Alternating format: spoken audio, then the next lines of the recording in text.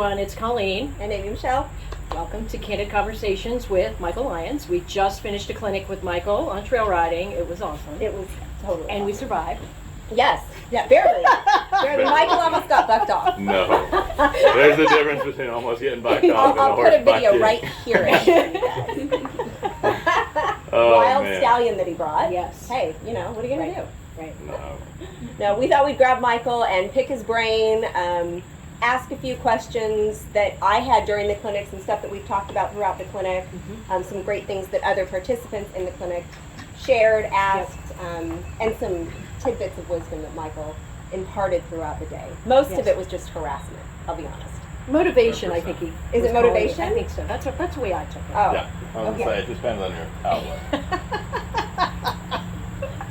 The one thing that you had first said this morning, you were talking about putting your horse's nose into whatever they're afraid of. And Yeah. I have heard that a lot. Yeah. So your horse is afraid of a plastic bag, make him look at the bag. Yeah. Your horse is afraid of something, stick his nose in it.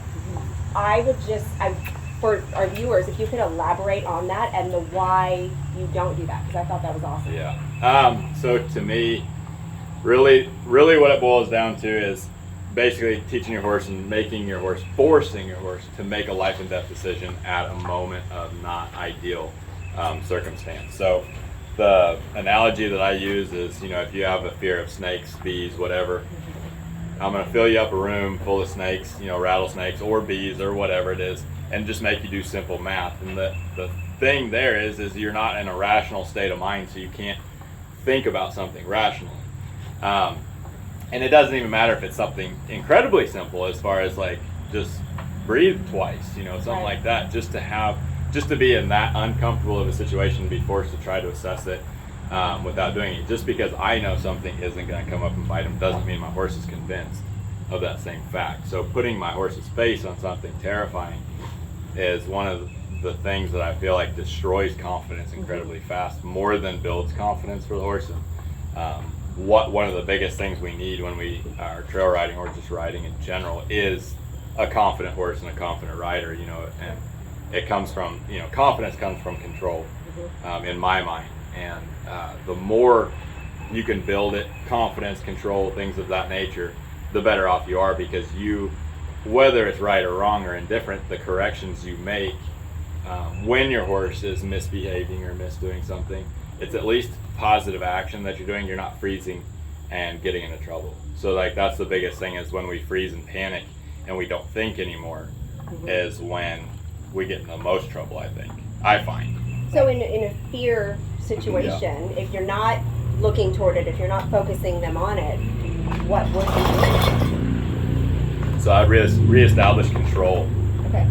In the fact of working at the threshold. So let's just say if this is the threshold of where my fear starts to take over what I'm doing, I'm working right here, not over here, because this is where I can't get anything done. My horse isn't even in the state to absorb information. So if I'm here, I can start floating across this line back and forth and say, hey horse, we're going to start creeping across your threshold, and then eventually the threshold moves a touch. Yeah. Now, is that what you were doing with Tony and the Mustang this morning? 100%. So what, did he spook at the cows? I Yeah, missed that. yeah. Okay. Spooked to the cows, tried to run through her. I think Okay. popped her in the wrist where it kind of gave her a little stinger on the wrist or something. And the idea there was to see the cows. Hey, acknowledge that the cows are there. Great, yeah, that's fine. But two, if I have a horse that at all looks at things to be fearful of, then I'm just creating a bird dog and saying, hey, find something to be afraid of instead of look for the control. Look for the reassurance through the bridle, through the cue, whatever that may be.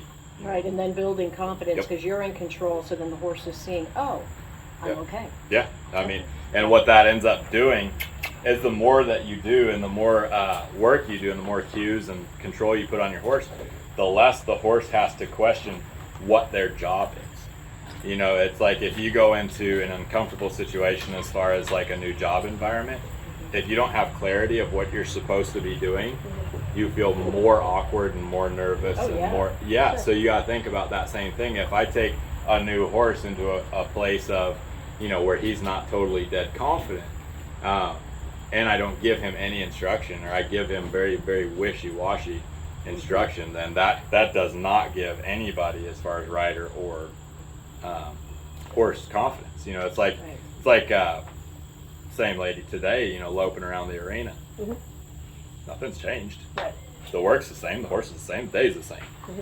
But she's loping around the arena where she would normally before, and it's because she thinks I have so much confidence that my confidence is contagious. It's like because I'm sure of something that's going to happen, she thinks that life is good, Right. which is weird. It's like. But it is helping us also learn from you in an indirect way of, kind of jumping, I guess, a little bit on your confidence as being, oh, yeah, I can be confident. Look, oh, wow, I can do this.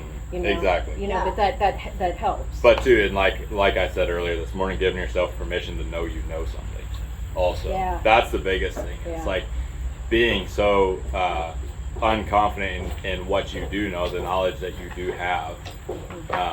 That's where we get into wrecks too, because we can't make a decision with it either. Right. Right. To save our lives, we're so indecisive sometimes. It's like, you get a horse that wants to booger across something or booger around. It's, if we just sit there and kind of let it happen instead of just do something positive. Right. It could be, you could do something totally different than I do, but you still get the same result. Like I said, I don't mind how you get there. I care about the result. I care about this part, not how you go about getting it. Well, and that gives me as a person working with my horse and my individuality and Yep. how I learn Yep. and how I, physicality and all of that, freedom to Be a trainer. yes, yeah, Exactly. yeah, and that in itself is shocking. I never thought I could even say that in a sentence. I don't think I'll ever say that. Yeah, But that's but Good, bad, or ugly, I still count it. yeah, You're a and, trainer, yeah, and one way or another. but it's Right. but it's freeing because it's like there's not that I got to do it this way, that way, this way. Right. It's like I can take that and use that, and oh, that didn't quite work, but this works for Yeah. me. That Yep. makes sense for me, and that works for me and my horse. which I love. 100%. I do too. 100%. Well, that's the beauty of having this Horsemanship Clinic Series here, is that all of you guys teach very similar stuff in a completely different language. So what works with me when you're here maybe doesn't work so much when Robbie's here, but then when Richard's here, it's the same thing but a totally different way, and it clicks. 100%. And I love that. Yeah. And that's the other part too, is none of them, I don't believe, as far I know, I can speak 100% for myself. I'm a non-exclusive Yeah. rider. Like, you don't have to just do what I do. It's I not actually, the method. yeah, I was gonna say I don't. Yeah. Right. That's craziness to me. The best, I think, is the dead middle of all of it. Yeah. Somewhere in there. It's like I'm convinced that there is somebody that is 1,000 times better, but is just a terrible marketer.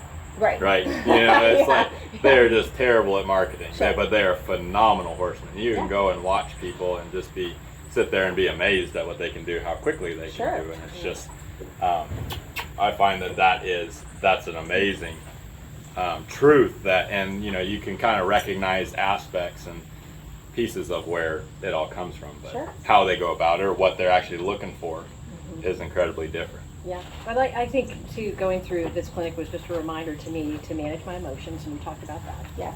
And but you can still enjoy your horse, Mm-hmm. in the process, Mhm. and that's a journey. 100%. Not Learning being how to do that. Yeah, not getting frustrated with yourself or getting frustrated with your horse. Oh my gosh, we've done this 100 times. Why did you do it right? Or I'm frustrated with me. Oh my gosh, your hand's still up here. Whatever it is, right? Yeah. But I'm learning that, and Yeah. the energy too that I bring forth to my horse, and what kind of energy. Yeah. Like we talked about, you have a bad day at work or whatever. If you can't leave it at the door, Yep. then maybe, like Shannon said, I just come in and I groom. 100%. Yep. 100%. And knowing Yeah. how to leave it at the door or not bring it with you, or if you can't, Right. how to take that too, because again, it's like we said earlier, horses are the greatest humblers that there are, because if you go looking for a fight, you'll find it. Yes. Yeah. There's no hiding. You're going to either find the fight that you wanted, or you're going to find the ride that you want. So it's really it shows you exactly what you were looking to get. Yeah. Right. Even Even though you weren't meaning to get that, but the 100%. energy you brought forth was what 100%. your horse is like, hey, okay, Yeah, Fight, let's exactly. fight. this is the energy. Is this what's going Yeah. on? yeah, and they, that's kind of the thing, is they're the ultimate match.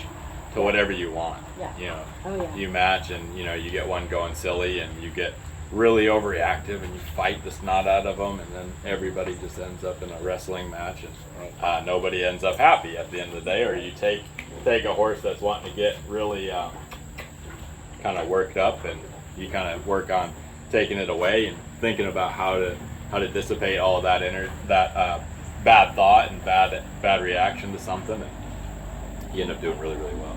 Yeah. Very cool. It is.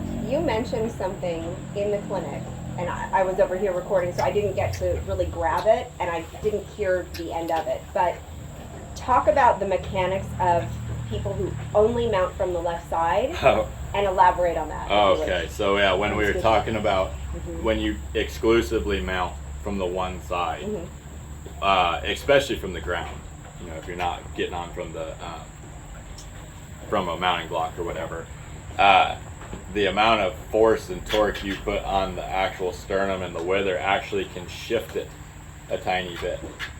So when you go working with like your chiropractors and osteopaths and all those guys, you know, they can actually show you where it's actually moving in the chest and the sternum and the wither and all that, and how connected your horse is. And you know, when we feel bad as far as our body and we compensate, when we go get popped or when we go get a massage, we're like, oh wow, I did not realize how bad I felt. Right. And you can appreciate that through the massage course you did at the house. Right. You know, we were talking about it on the ride, as I actually really enjoyed it because I started learning, is the maneuver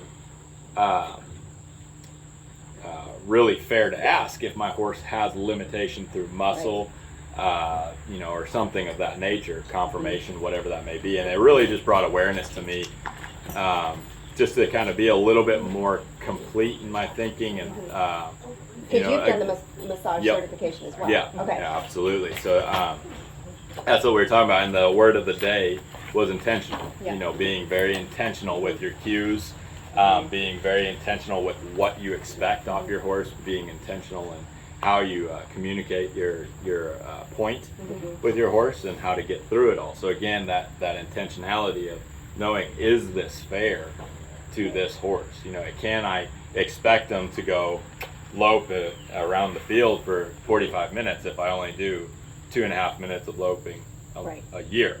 Right. You know, No. right? Exactly. Which is I don't know horse did not do Right. I was gonna say, and you know where you can start to change where you start loping at. You know, it's one thing when you go and watch somebody lope in an arena, and then you take it out to a field, then you take it down through the woods, then you take it here.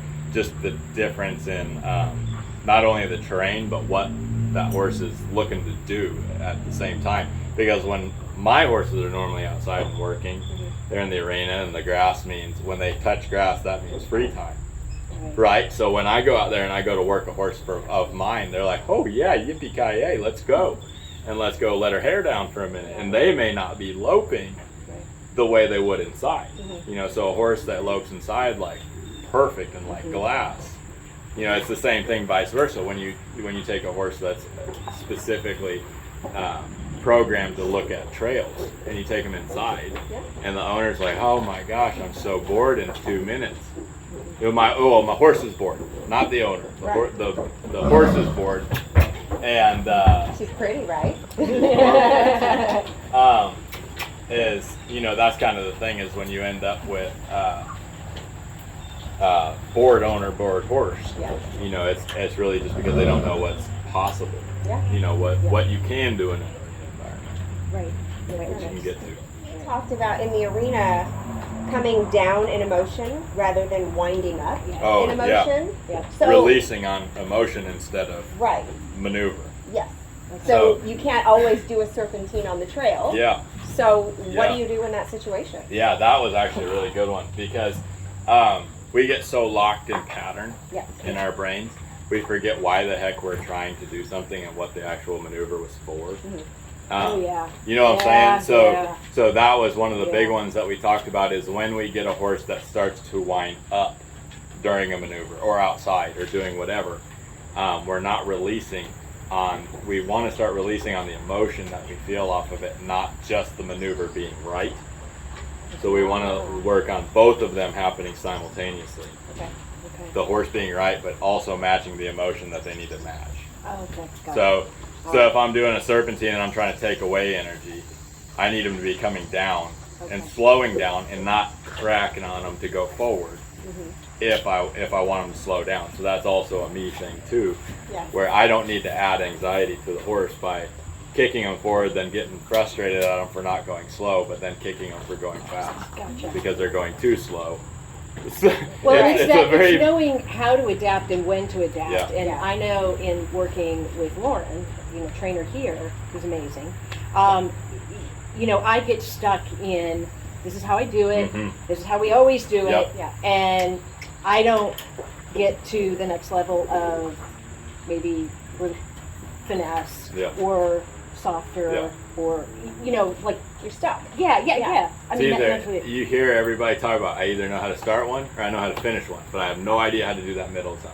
Okay. You know what I'm saying? Because that's the thing, is like that middle ground is where most of the meat of your training happens when it's there. But all's a really nice horse is at the end of the day is a horse that's willingly guided with little to no resistance, completely dictated to by the rider.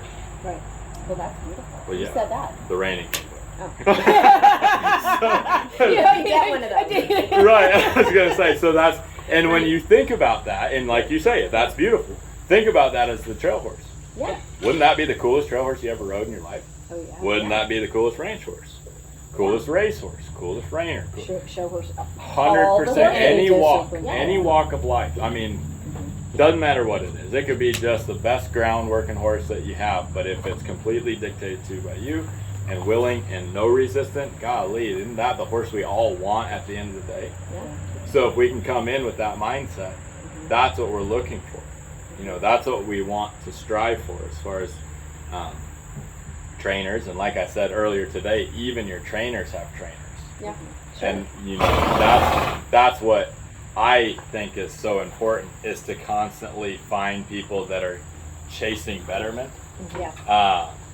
It's like, the ones that have been doing the same thing for 20 odd some years and they haven't ever tried to get any better and they've never changed, and it almost at this point, feels almost archaic sometimes. Yeah. It's like there is always progression to be made. Yeah. There's always paths to be blazed in training horses, and it may be weird in the beginning. Maybe something that you don't like seeing. It's like when the change in the 80s in the horsemanship changed. From just cowboying to doing the horsemanship that we see some today, to now what we see today, to where now it's gone even a different path, to where you're watching horses be completely started without even wearing a bridle on their head, and they're doing stops and lead changes and loping circles, and they have never had a bit in their mouth. It's amazing. And then, it's like, and to see that and to just starting to understand, like, holy smokes, there is so much we still have yet to even come close to understanding. That's what we're looking for. And that's what, for me as a trainer, and I'm, my wife, that's our goal. We're constantly going to clinics as far as chasing the people we respect in the industry, trying to go to clinics, learn from them. Learning and growing and bettering 100%. yourself. And it's all a 100%. journey. There's not an end destination. Oh, it's Lord, always a journey. Yeah, I love 100%. that. Yeah, I love it. love it. I do too. So awesome. Yeah. All right, last question. Okay. You're in the pasture. Mm-hmm. You're going to lope off your horse. Mm-hmm. It decides to buck. Mm-hmm. You were talking about out there when that happens, how easy it is to just quit, Mm-hmm. right? Like, no, not doing this today. I'm off. I'm done. Or to push through it until you get that beautiful departure. Yeah. So explain that for those of us who may not want to ride through the buck, who may be afraid to ride through the buck. How do you overcome that fear? Why is it important to do so? Yeah. And two, big thing that I want you to also notice, I didn't really ride through the buck. Right. I kind of just let it keep developing to see where it would go. I'd always shut the buck down. Right, Yeah. right. I saw that. My horse would throw a temper tantrum. I'd Yep. ask him to go forward. He's like, no, I don't want to. I'm Yeah. letting my hair down. This is my time. This is grass time. Yeah. Okay? Say, no, if the saddle and the bridle are on, it's my time. Yeah. So when I asked him to keep going, I just worked the same things that we would do. I really used the softness of the shoulder, like what we talked about almost all day today. The softness of the shoulder for the lope departure. Yep. Okay. So once he started to find out, like, okay, you're not going to sit there and roll over and die, and you're also not going to get down and cry either. How do I start reaching back and working with you and what you are looking for? And then at the end of the day, it was more of, he thought he was on his own time because he was out in the field, where he wasn't thinking, okay, I've spent all my day doing so good for me. Now it's his 25 minutes of freedom and fame. And just kind of working through the problem. And again, we talked about earlier too, not letting what the horse does change your dinner, right? Change what you have for dinner. Yeah. So out there, it could have been easy for me to get mad and get my feelings hurt and get my ego bruised and everything like that, right? Yeah. But it just is what it is. Yeah. Horses being horses. Again, they're the great equalizer. The factual. Yeah. You know? That's it. I mean, it's just a horse having a problem for a second. Yeah. Just work on it. 100%. And right. again, if we can look at it with a little bit of that analytical thought process and not an emotional thought process, then it frees us up to actually think through the job and kind of actually put pieces together and say, look, okay, you're wanting to get a little too light in your hind quarter, so I don't need that necessarily. I need you to actually put some weight on them and, what have you. So the more I kind of just kept poking them along and, saying, never fought through it. I never quit through it. It was great to watch. Yeah. I mean, I really enjoyed watching because I was like, oh, okay, Yeah. I could see you, and then it was like the horse just clicked and was like, oh, okay, Yeah. Oh, that. Fine. but it Yeah. wasn't. It was very graceful in it. It wasn't a tug of war. It was not. No. There was no negative energy. There was no frustration. This is like, okay, do you want to do that? Okay, we're going to work through this. Yeah. It was really cool to watch. And I hope it was, beneficial for other people too in the actual same circumstance. Mm-hmm. They were seeing is like, you may be somebody that rides horses every single day. So that doesn't mean your horse is perfect every time you get out there. We talked about that too this morning. It's just because what I deem my horse not doing perfectly doesn't give us exclusive rights to be the only one in the world that ever has a problem with a horse. Right. Trainers have equal amount of problems with the horse. We just go about it with a different attitude, an attitude to fix it. Not that my horse has been plotting against me all week. So my one ride I get this week is terrible, right? Yeah. So that's really the biggest part is, when you go in as a trainer, you realize and you understand you're going to have bad days, your horse is going to have bad days, and things are going to happen, and it's okay. Yeah. Nobody's made of glass. My horse's feelings aren't made of glass. I can pick up on him and say, look, you're not doing your job correctly. I need to help you, and I need to take back control and then give it right back to you. Yeah. So that's really the biggest parts is, just because, I'm a trainer of some level, whatever that may be, doesn't mean that as soon as I get on a horse, it changes. Now, I get on a horse and it does change from what the rider has sometimes, right? Sure. Because I ask differently, I do things differently, I have more of a confidence. system. The energy. Different system that I go and I'm looking and that horse is kind of figuring out, okay, you know where you want to go, I'm okay to follow that path, right? Yeah. And that, I think that's one of the biggest things that today I wanted to hammer home was it's not so much that you had to be the most phenomenal, finesse, wonderful, magical trainer in the world. You just had to be consistent and you had to be determined to do your job. So today, when my horse wanted to throw a fit, I didn't get mad, but I didn't ever stop either. Right. So I just kept chipping away at the problem, at what I deemed to be a problem, and he was like, holy smokes, I just want to go let my hair down for a minute. Which again, in all fairness to him, I don't know if it was his first or 500th trail ride. Right. So to see it as the horse was just planning against me all day long, because he was just biding his time to kill me, that's not fair either. Yeah. Just because, in his mind, as soon as he hits grass, life is good. That's his time. Yeah. So that's kind of, the thing is we got to give just as much grace as we get. Yeah. We get so much grace from these horses a lot of times.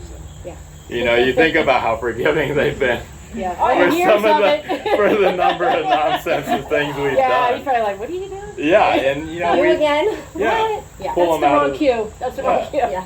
I mean, this morning I go get him at 6:30, and he's like, "What in the heck are you doing out here?" Yeah. Yeah, I need another cup of coffee. yeah, he's, Yeah. he's like, "I haven't even finished my round of grain." So like, come on, man. And he loads up on the trailer, goes an hour, gets right out, goes right to work, goes and stands around, then gets back to work again, and then he has to go home and get on the trailer again. You think about that kind of stuff, and like, holy cow, how much grace and forgiveness those horses get, and that I don't really reciprocate a lot. You know, Yeah. it's like there's a lot of times We my have to horse. be intentional about that. Yeah, I do.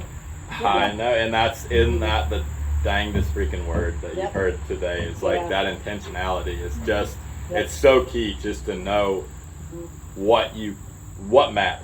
Yeah. What really matters. And paying attention and listening. Yeah. Does it matter that my horse bounced around? No. At the end of the day, no, it's fine.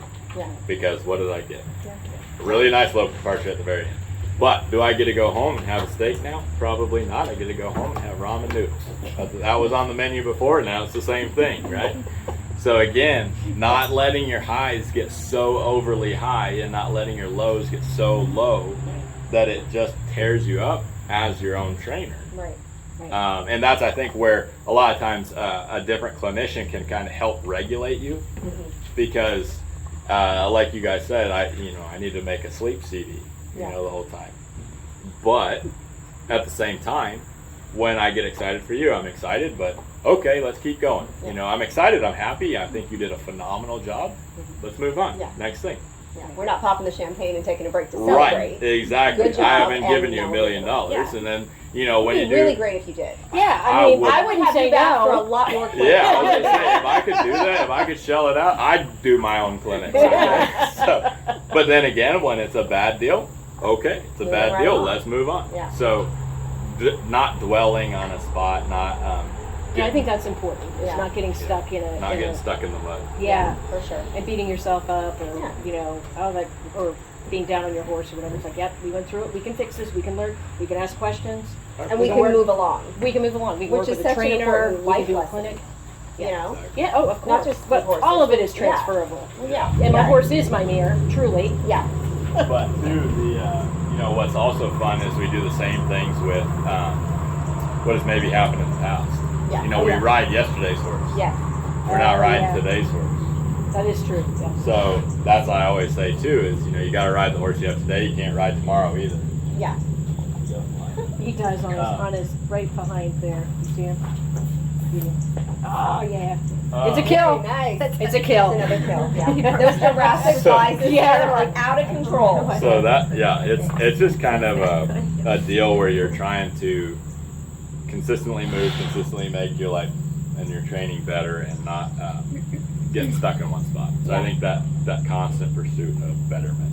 I love I that. love it. I do too. Yeah, for sure. Well, there's a lot of, I think, tidbits of wisdom that you shared this morning in our morning session before we started. Yeah. So if you're okay with that, we're going to share that as well. Yeah. I don't Because- remember what I said. Oh, well, it was, epic. brilliant. Okay. So just Good. conversations that you can watch. You sounded really good. Oh, good. I was going to say, I really do good off the How do cuff. we make our cues more intentional with our horses? How do we make more meaning out of less work?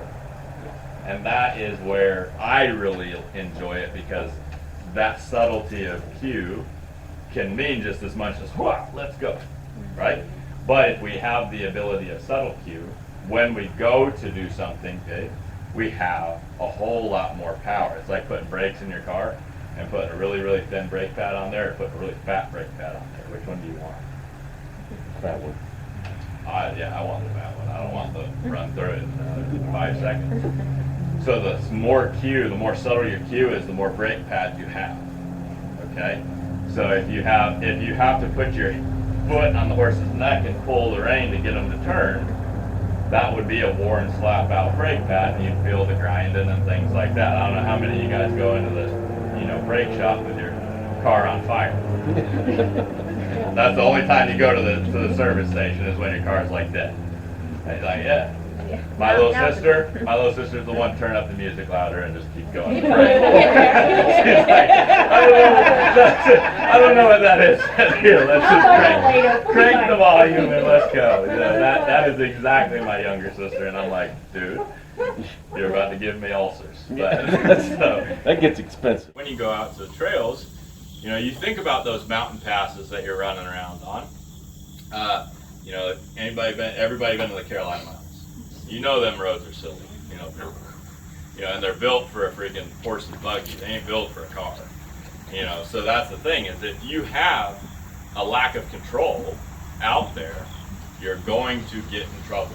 If your car is not performing at its regular performance, or if it decides to get distracted, or let's say you drop, you know, brakes, road, or something starts to fail, then you're really excited right at that point. And then let's add in slip ground. Oh, smokes, now we're really having a party, right? Now everybody's peeing all over everything. They're all scared. Nobody knows what to do and how to get out of this situation, right? So that's the exact same thing we kind of run into on a trail ride sometimes. Is because trail riding, for the most part, is the easiest thing to want to go out to do, but the hardest thing to go out and master, as far as for our horse, right? Because we have one of the most difficult scenarios, the unknown, with predominantly, not all people, but most of the people that want to do the least amount of work to prepare the horse for the job. So that's what ends up happening. So when we go, the idea of the more intentionality, the more subtlety in every cue that we do, when we go outside, we have way more control and way more ability to control or help our horse through a situation, right? Does anybody know a mechanic, really good mechanic friend? Anybody? Wouldn't it be nice if you took that person on the mountain trip with you and they could fix your car for 2 seconds before you ran off the road? Oh, that'd be great, wouldn't it? Yeah. So that's kind of the thing. So what you are trying to do is you're trying to take that mechanic spot, and you are trying to mechanic your horse, right? You want to fix the horse before you get into the wreck. Before the wreck is much easier place to fix a wreck than after. So when you add in an extra brain and extra emotions and extra things, you add in extra variables as far as, oh, I think that horsefly might hurt my feelings, let's get out of Dodge. So it's like when you add those factors in, you branch out to your possibilities of what can go wrong. So the most beneficial thing you can do to quit that is try to have a horse that is so solid with your cues and your cue system, and you don't have to do a whole ton to get it finished, so that when stuff does happen, and it inevitably will, you can hopefully get ahead of it, right? So that's the idea. So I like to add in the reining aspects to my everyday horse. Lightness, subtlety of cue, things of that nature, so that when I go out and I have my all-around horse, then I can have a really nice all-around horse. Yes? So when you start with subtleties of cues, they don't respond, what's your progression? So I always start small, and I go with as little amount of pressure. Okay, so pressure as in rein pressure, leg pressure, verbal pressure, body pressure, whatever we are doing. As little as possible, but as much as necessary. Okay, so as little as possible, but as much as necessary. Now, how does that work? How do we actually progress through a thing without going from a flat line of this to spiking and then coming right back down? How do I not go and be too abrupt on my horse? Right, and everybody has that same problem. We get to where we kind of get frustrated with it, and it's like, golly, how much do I need to put? And then we end up putting like way too much, and then we have to start backing back down. So there are times where I make it happen, where I say, hey, it's got to be done. And I put all the pressure. Then I need to start working my way back up. So how I think in my head is I have a 1 to 2 second progression. So and we'll talk about some of this stuff on the ground today. Everybody have a horse that can pick them up off the mountain.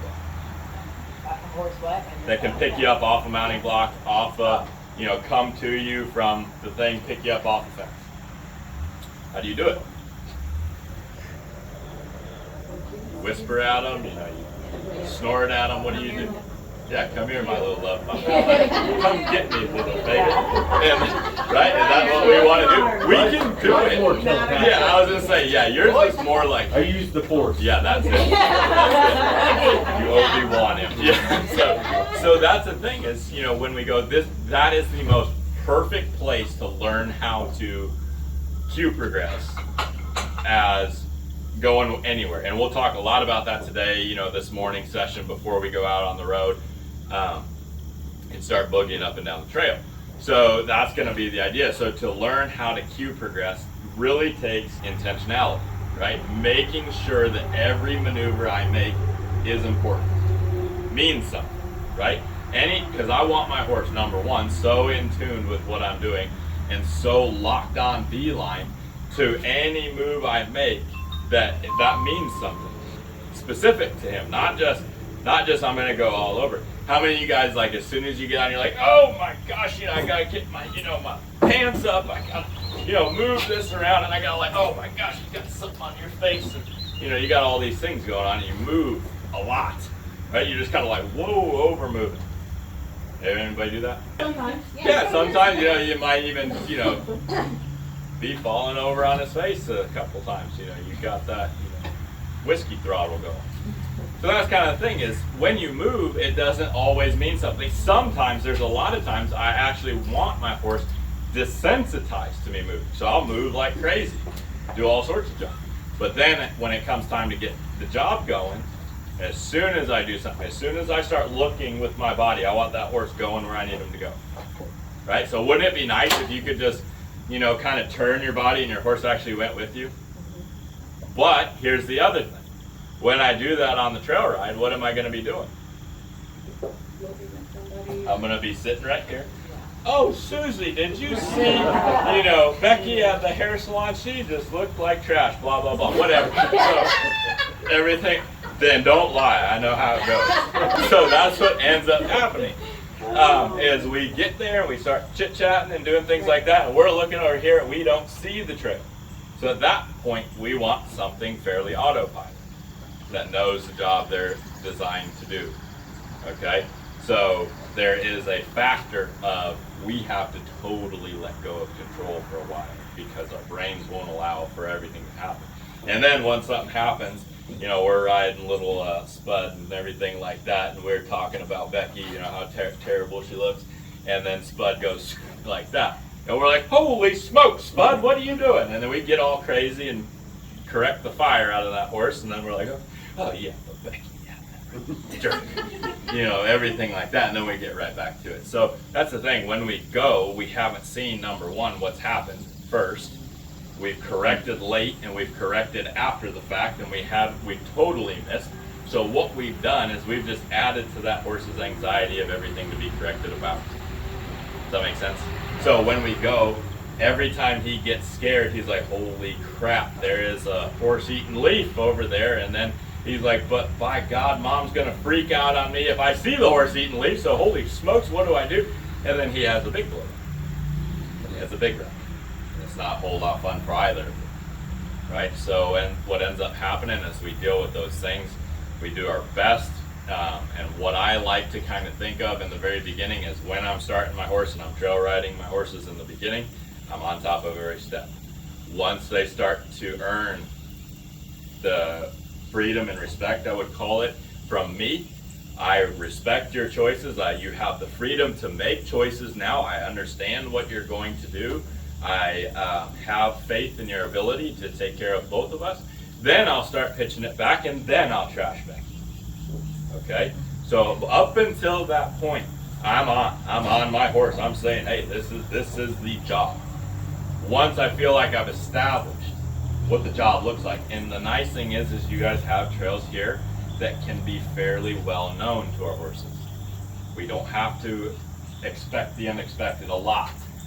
We know what's the lay of the land, but we don't maybe know what's on the land at that point. There could be a deer, there could be a wild pig. Just imagine one night I sneak out here and just release a bunch of piglets one weekend. Yeah. That's gonna really make for a party for you guys. So, yeah, I was gonna say, I'll really change your trail ride day.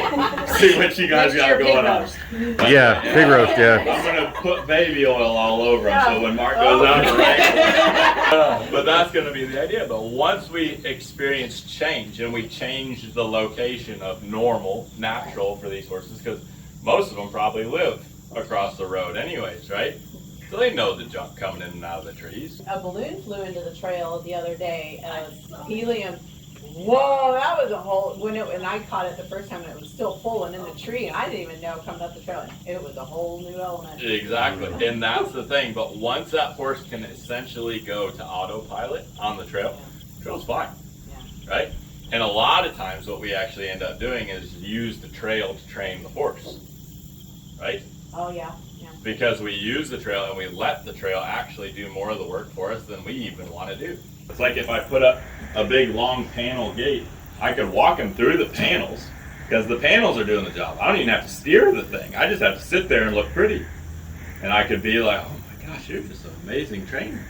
You know, you get this little unbroke baby walking up and down the thing. Yeah, if I do it enough times, he'll just start taking me. And then what's exciting is when I try to change something from our normal path back and forth. Then I say, hey, let's turn around halfway. He's like, oh, no. We don't do those. You know, we don't turn around anywhere but at the end. Right? That's the only time we do it. But that's the thing. We try to let the trail train the horse. Right? Natural obstacle. Well, that's a good waiting spot. That's going to be a really nice waiting spot for right now because I don't think I can get across that creek until somebody else comes and gets me across. Right? So that's my hangout spot for a minute. I don't even have to really work on turning. Right? The trail is going to turn. I don't have to work on forward hardly.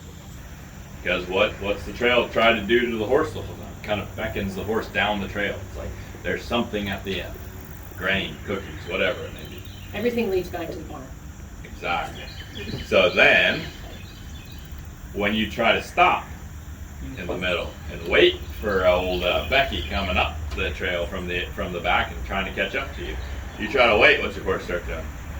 Whoa now, oh no, we don't stop anywhere. We go and we just go until your pony ride's over, until your nickel runs out, and then we're done. And then you owe me a cookie and we're good. And then you come back in 2 weeks and we can do it again.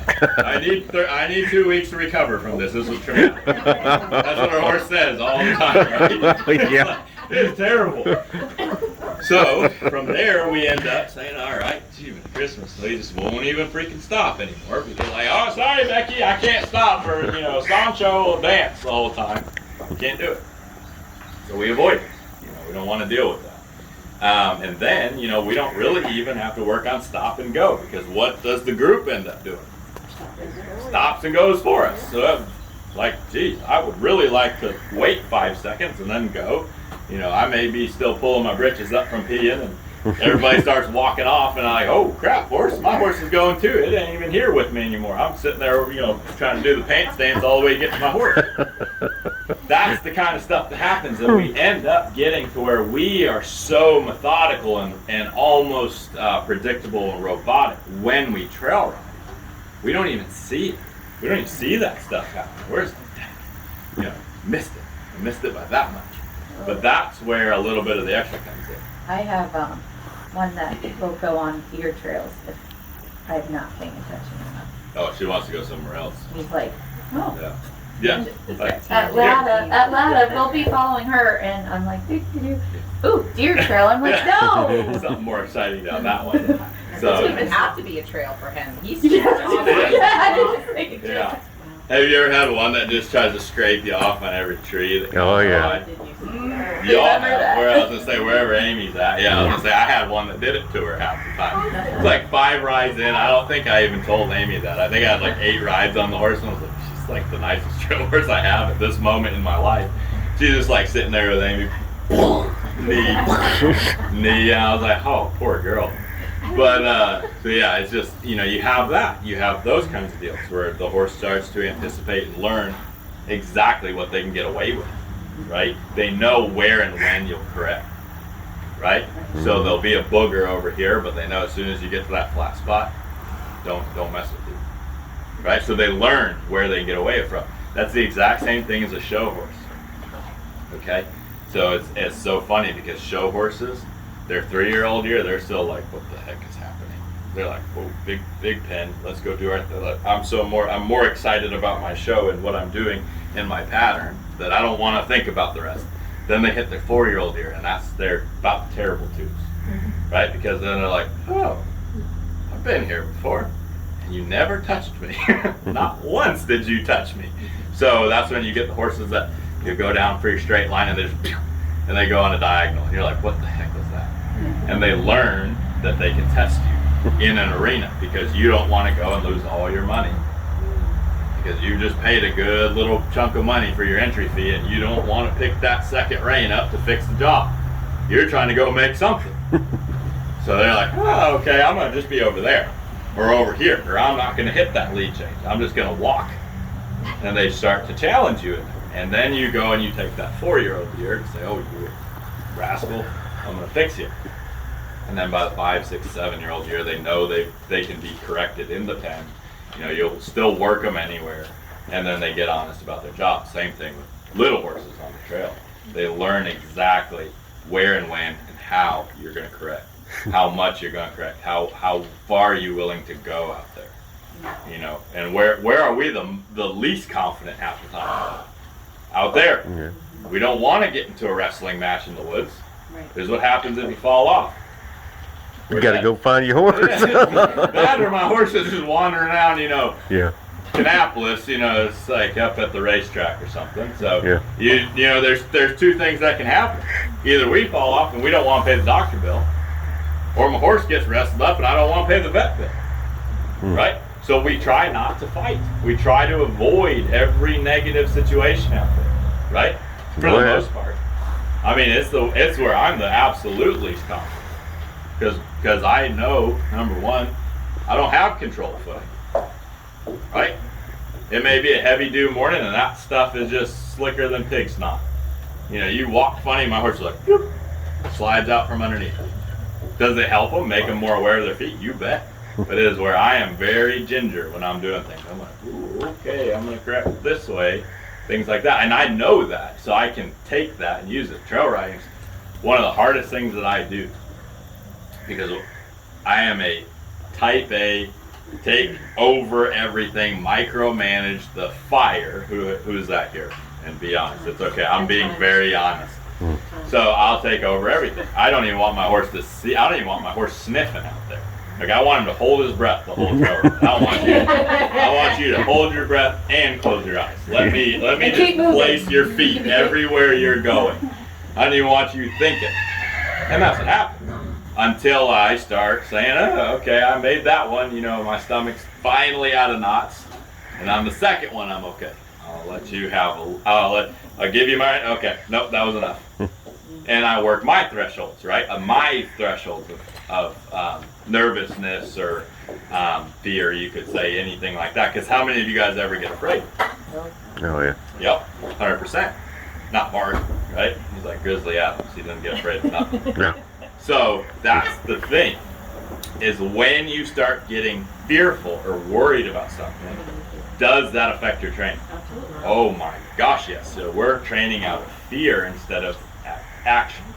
So we're reacting to situations and maybe in some cases overreacting in some situations. You know, my horse farts wrong and I'm like, no, don't do that. Too loud. Yeah, too much. Too much expression. I don't like it. So, you know, that is the kind of things we have to deal with. But what ends up going from there is we have to do things called working where we can, not where we can't. Right? So if I'm terrified out there, why would I go out there? If my horse is terrified out there, why would I take my horse out there? Right? Anybody have a fear of snakes? Spiders? Snakes, spiders. Snakes? Okay, perfect. Yeah, I'll Okay. take bees. Okay. You know, on the track, yeah. Beauty. Yeah. All right, so I'm gonna lock you in a bee room, and I'm just gonna drop a hornet Oh, snake God, no. right in there. You, I'm gonna put in just like Indiana Jones, Raiders Temple of of Doom, Lost yeah, the whole I got it. snake room. And then all I'm gonna ask you to do is just, what's 2 + 2? You cannot function when you're in that state of mind at all. You are frantic, you can't think, there's nothing rational about you at that moment, right? So when we go out there, if my horse has a fear, I'm asking them to do the same thing. I'm just putting them on this big, long room and say, hey, let's just look for the exit, Bubba. That's it. Don't worry about snakes, don't worry about the bees, just tell me what's 2 + 2. They can't think about that. They're just simple trying to survive the situation. Same with us, same with the rider. You get a terrified trail rider, you all have somebody that's like not fun to go ride with because it's just like they're freaking out about just the air out there. It's like, good grief, if you don't like nature that much, go back inside. Okay. So that's where you have to go and ride where you can, not where you can't. Where you feel the least in control, that's what you need to start working through and start gaining the control and getting your confidence. Confidence comes from control. Okay? Confidence of trail riding, confidence with your horse comes from control. If I don't feel in control, I start to lose my confidence. Does that make sense? It's a direct correlation. Direct. So that's really the thing. So the more I practice control, the easier out there it gets. So I always think about these days as a rehearsal for out there. How are you going to handle in a perfectly controlled environment so that when I go out to unknown, I mean, goodness gracious, last year I walked in here and that freaking cow stood up and my horse about peed her pants. Just stood up. Didn't even do anything else. Just was a cow and stood up. And she about died. She thought she had just went to hell. She was like, I don't like this. I didn't even like riding in the arena after that. Right? And this is where she lives, is the arena all the time. But you change just one factor and it just screws it. Right? The best horses that we have ever had handle change very, very well with little emotional up and down. Right?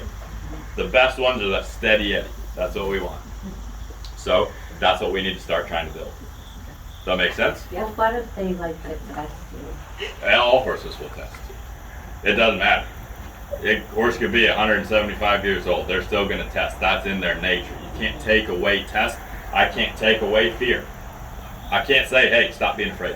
You're done. I can't just slap you upside the head and say, this magical button, you're done being afraid ever.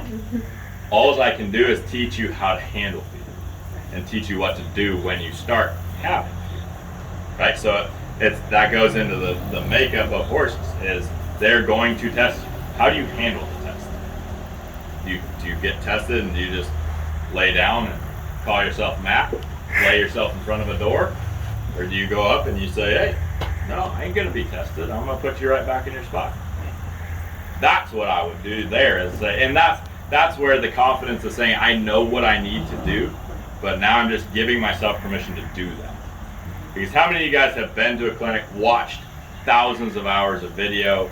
You all know basically all the junk all of us say, but you just won't do it, right? You just won't put it into action out there. Why? You're not confident in your knowledge.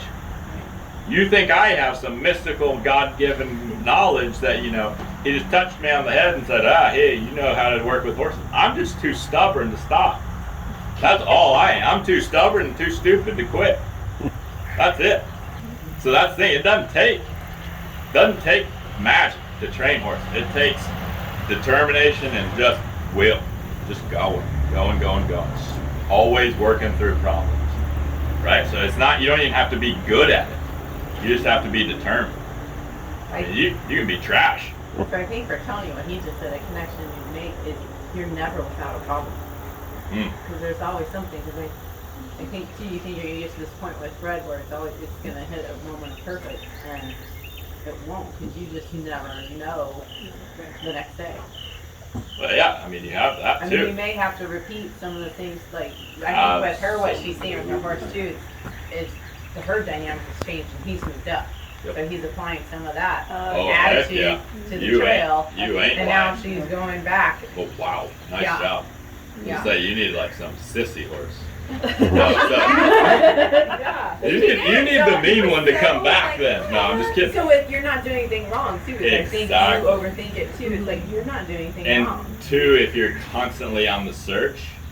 So this is the thing. This one quote literally floored me because I was like, this is like one of the most, and I don't even want to admit who said it and how I heard it, but this was it. And I'll tell you guys this. It's a good story.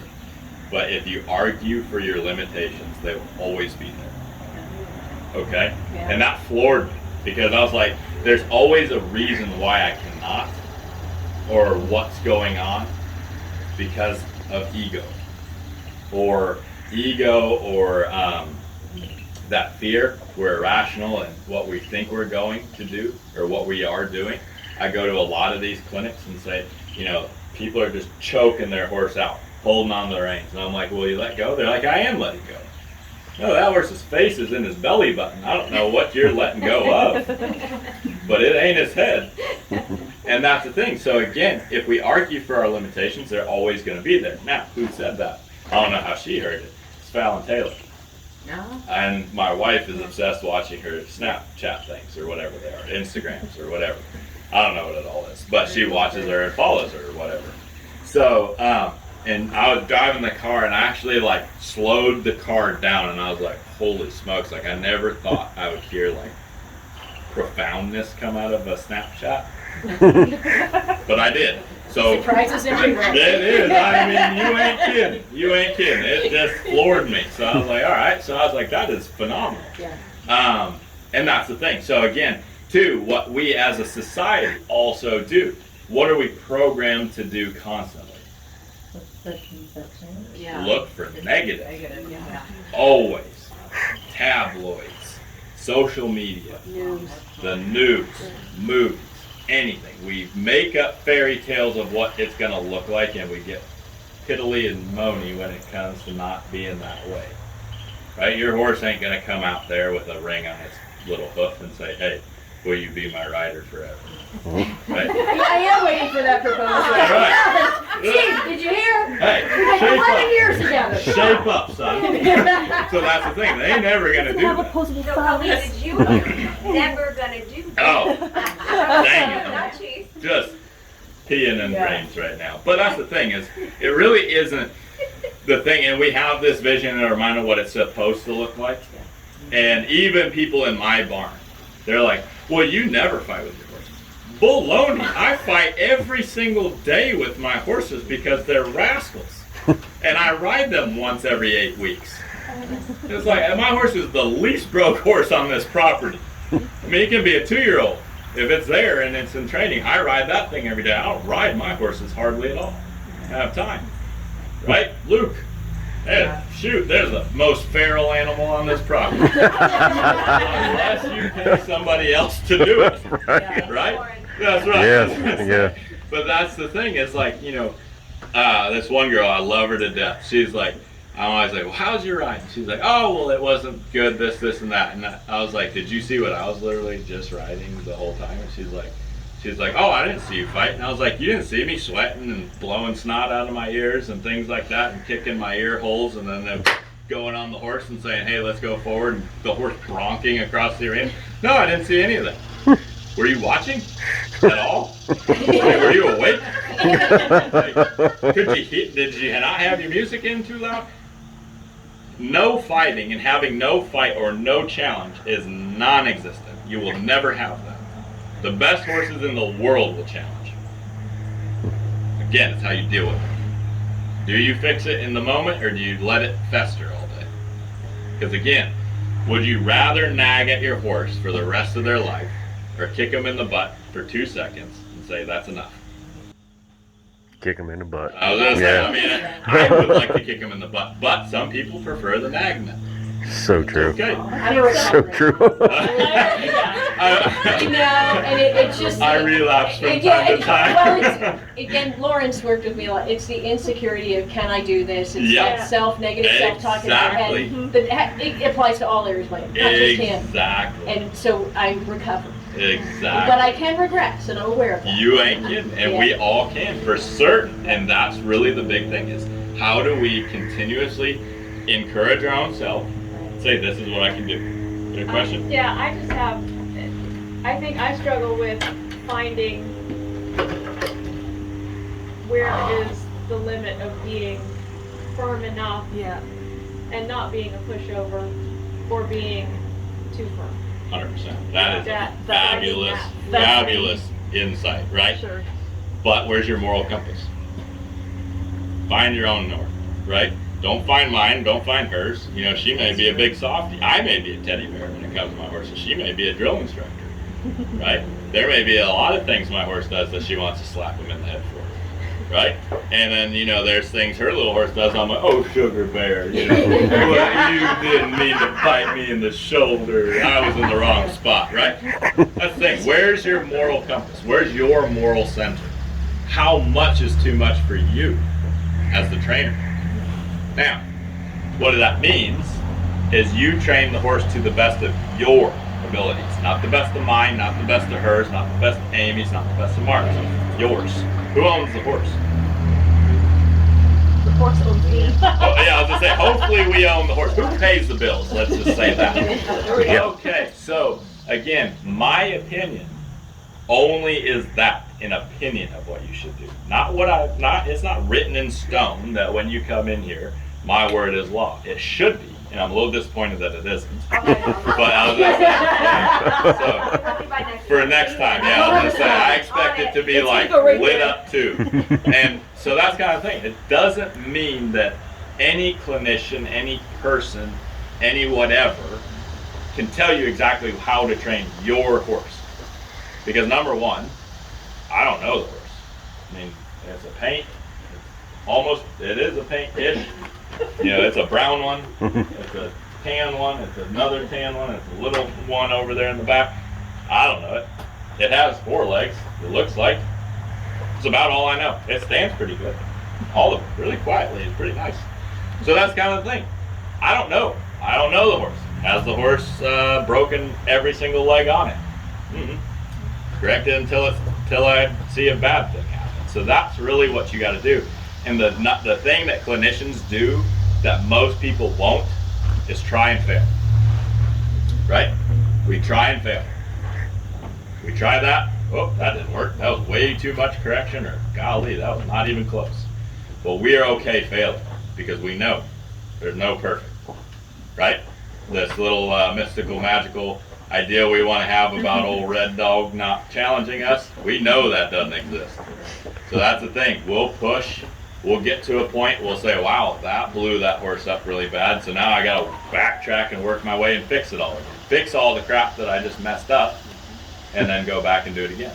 So finding that try and what lines up with you and your horse, that you got to find that resonating point between the two of you as far as working together. You guys are now a tandem. You guys are not just one thing working on one thing. It's not a gator. Moving on from that negative thing that maybe we caused or the owner caused, and not harping on it, or oh, I really got after him there, I really hurt him, Right. etc. Well, and that's just what happens. progressing, yeah. That's what happens. People, Is we do this. This is where the perfectly training your horse is. Okay? This is too lovey-dovey. This is way too harsh. This is the best place to go. We'll get harsh. We'll hurt the horse's feelings, so then we'll trickle over here. Oh, boo-hoo, I'm so sorry I hurt you. I didn't mean to make you, fluff your feathers one time. And then it's like our horse starts to try to kill us, and we're like, son of a gun, horse, I just want to kill you. But the idea is to exactly like what she said. Get back to your daggone middle. It is somewhere in the middle of that line that says, you're getting trained now, finally. Right? You ain't feral anymore. And that's the thing. But, again, not dwelling because, oh, Sugar Plum, I kicked you once too hard. And for 75 years, we've remembered that, and I can never kick you again because I hurt your feelings one time. You got yourself all twisted my up. horse didn't like that. Right. Oh Can't my do that. goodness. I hear that junk all the time. You can't do this. You can't do that. And what can you do on this freaking horse thing? Just exist around it and feed it? Eat. That doesn't sound fun. So that's the thing and not dwelling. So again, not letting yourself get hung up on getting your feelings hurt. right? Horses are gonna hurt your feelings, right? They're like anything. They're humbling. They 100%. They're the great equalizer. Oh yeah. Right? So good, bad, and ugly. They'll make you feel like the hero and the heel in the same day. Okay? So that's really the idea is, one, don't let your highs be too high, don't let your lows be too low. You stay somewhere in that center, you'll train your horse more effectively. But here's the thing. Not only does my horse get trained here really good, but this is where I'm really good. But if I'm like, oh, Chief hurt my feelings, and you know, he didn't propose, and then Separate conversation, Chief. yeah, Separate and he just conversation. We'll talk never later. has done that for me. marriage now, okay? Golly, yeah, you are near on. I mean, you got what, another year or two? And then that's the thing. But you know, that's the deal is we get ourselves all twisted up because my horse isn't as good as Becky's. And she has terrible hair and whatever. Well, it's a comparison too. That's a good 1000%. What I do in my day is way different than what everybody else does in their day. The work I put in is different than the work everybody else puts in, and vice versa. My horses may not get excited when I come up to the barn. My horse will be like, "Oh God, he's coming! Get out! Get out!" Hi. And and then you know, I'm invisible. I'm yeah, invisible. You right. can't see me. Yeah, this is what my horses do. Yeah, stand behind a thin tree, like, oh yeah, I don't see her Yeah, I big old can't see you at all. freaking hippo bellies. But that's the thing. But you know, your horse might come sprinting up to the gate because they know you're just a Pez dispenser. Here's a cookie. Yeah, here's another cookie. Golly, you breathe good. Here's a cookie. That horse would be excited, and then we would get sad when they picked us up and shaked all the treats out, ate them really fast, and then left. And what would I have to train my horse at that time? Nothing. It's like a bully taking your lunch money.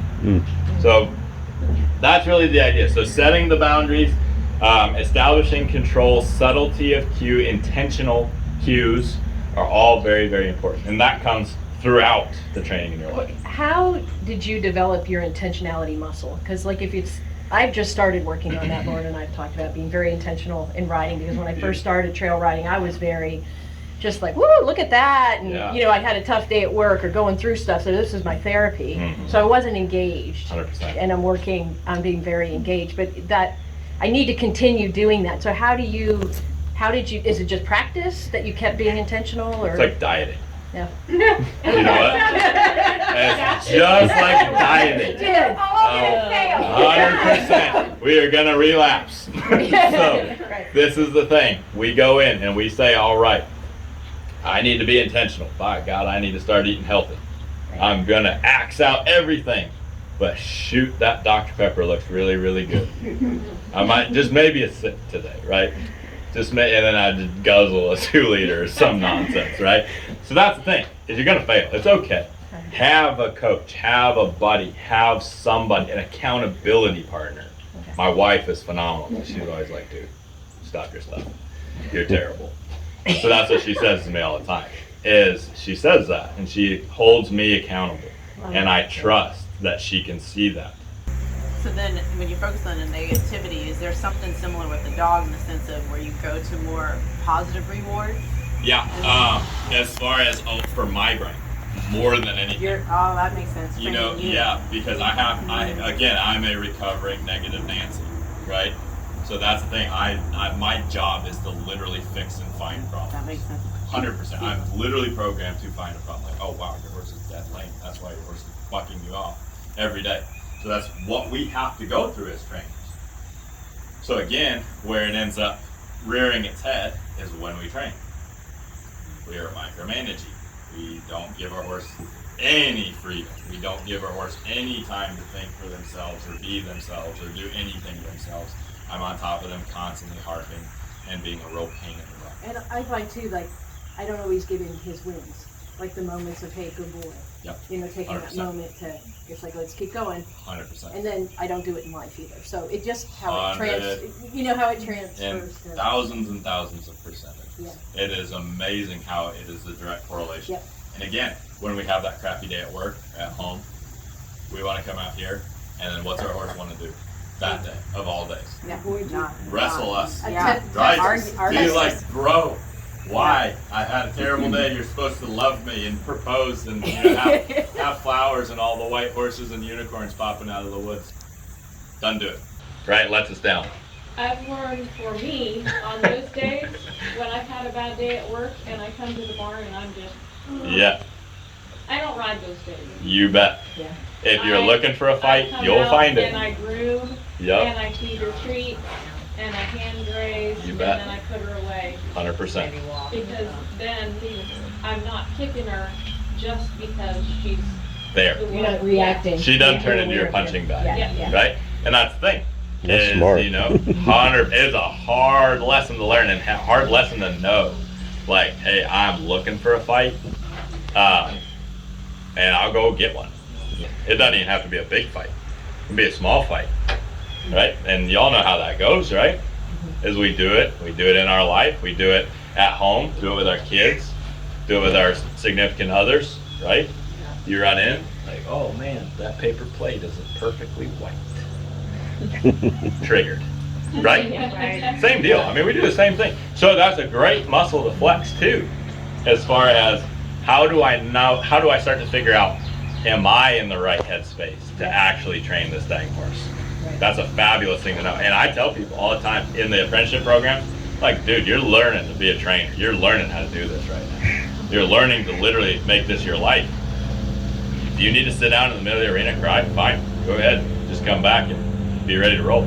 If you need to go down the road, get you a drink, tie your horse up. They all stand pretty dang on fine. Tie your horse up, go get you a drink, come back, figure it out. Figure out what you're doing. Again, the biggest thing that horse trainers cannot do is quit, right? Quit and let it change what you're having for dinner, okay? That's the big thing I tell people a lot, is what you do with your horse won't change what you have for dinner, okay? If your horse doesn't back up 5 feet in a straight line, you're still going home and gonna have ramen noodles, right? If your horse does go back up 5 feet and does a perfect lope departure and just is on the money today, you're still going home for ramen noodles. Nobody's buying you a steak, right?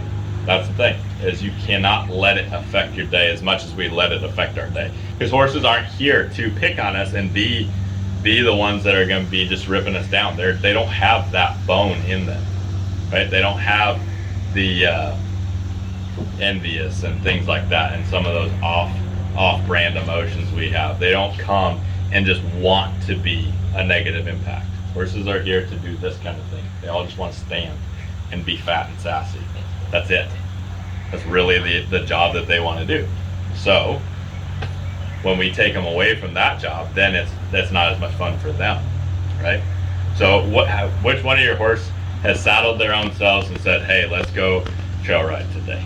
Not yet. Which one's hooked up the trailer for you and said, let's Waiting for that one too, the let's go to proposal, getting ready, when I get here, like having That's dinner what ready. I'm saying. Good grief. You have a candlelight dinner. That's right. Say, look, let's get a nice little steak, right? You know, not ramen tonight, mama. Or just clean up their own poop for a day. That's what I'm thinking. Just one day. Just one day. a year, Clean your own I'd be shit. happy. Yeah. But that's the thing is, you know, when you do it, when has your horse ever had the truck and trailer hooked up, their saddle packed, their bags packed, And they're ready, driving. and they're ready to go trail ride? It's not gonna happen. Not Yeah. once. So every, Opposable thumb. dang That's it, the I know only reason I'm that's sure. it, yeah. Mhm. They just and you know the vision thing, not great. Yeah. So that's the thing is, you know, when we go, they're not gonna go. When we take them to do those things, that's not what they signed up for as fun, right? They didn't ask for that. How many of you guys like to go hike in the mountains? If you're not a weirdo, Yeah. right? Who wants to on their day off? Hey, let's go work extra, just because. Yeah, let's go work in the mountains now. Now I don't do that. I'm like, I just want to sleep. I want to go fish in my pond that's not existent yet. I want to do those things, right? I just want to relax. I want to do things that are relaxing. I don't want to go huff and puff on weekends, right? So your horse is like, Jiminy Christmas, man. Jiminy Christmas. I don't want to go huff and puff all daggone weekend. So that's what ends up happening. And what we end up doing is say, you know, all right, sit on the couch all week. We're going to work 16 hours this weekend, but I'm not going to do anything to get you ready for it. You just got to go and hustle through it. And then every time they come back sore, I had a lady, it's so funny. She called me and she's like, you know, well, my little horse gets really sore after a trail ride. How often do you ride her? Oh, just twice a month. No kidding. Yeah. Okay. There you go. Here's your sign. So that's the thing. And I no doubt have people call me and say that kind of thing. So that's the idea. So we just kind of flex that intentionality. All right? Who's ready to put it in practice yet? Okay. Finally, you chatty old people. Good grief, that's the most I've talked in freaking forever. Okay, so then we will have you tune into Candid Conversation. Yes. Click the subscribe button when Yes. you're on Okay. YouTube. Then Yes. you'll be a subscriber, Oh, and you can beauty. watch what you said, Yes. and you'll be inspired. You will I'm be. sure of it. Yeah, I'm my sure of mom. it. And so will I like you. it. So will you. That's So, exactly right. If you're not already a fan of Michael Lyons Horsemanship, Oh, man. please go to michaellyonshorsemanship.com, I think is what it is. Yep. They're on Facebook, they're on YouTube. Knowing Julia, you're on Snapchat Instagram. and Insta and Twitter and Yep. probably TikTok, who I knows. have no idea. All the stuff. Just look up Michael Lyons Horsemanship. They're amazing. Yes. They offer a lot of great clinics, Yes. a lot of different programs, the massage program, Airbnb retreat at their cabins at their farm. Just check them out. They're incredible. And then if you get the opportunity to come to Leatherman Lane and participate in a special clinic with Michael, I highly suggest you do it because they're Yes. amazing.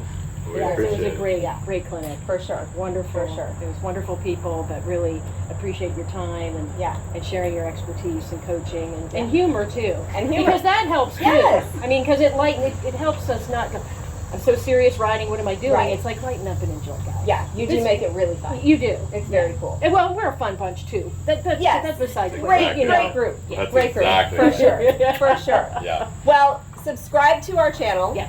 Like the video. Share it with your friends. Subscribe to all of Michael's stuff. Yes. That's a What must. else? Yeah. That's a must. Oh, you know what we just found out is if you subscribe, right? Even if like you're not interested in all of our nonsense and Talking. shenanigans, Yeah. the algorithm with YouTube will then start suggesting more horse videos. And whoever gets enough of that. I mean, right? So that alone is a reason to subscribe. And even Facebook does that. And then of Oh, course it that's starts true. popping up about all these, fancy horses with big price tag. Wow. Remember Right, when I I sent have them a to you? lot of. I saw a $20,000 horse today. I'm like, oh, I just need to know the price. Oh, Oh, yeah. Okay, we'll scroll. yeah. Just bite the bullet. It's- Oh, no, not there yet. I Yeah, got some no. faith Yeah, in Michael this. tries to sell us a $35,000 horse today. I'm like, maybe a $500 horse. What's another price tag? Come on. I don't know. Well, it means no more construction. No, it means a lot. You're welcome, Mark. Yeah, yeah.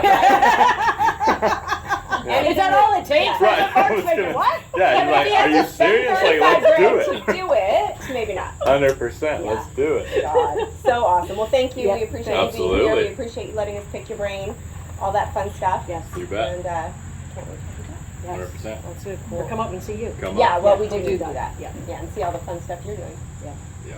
Bond.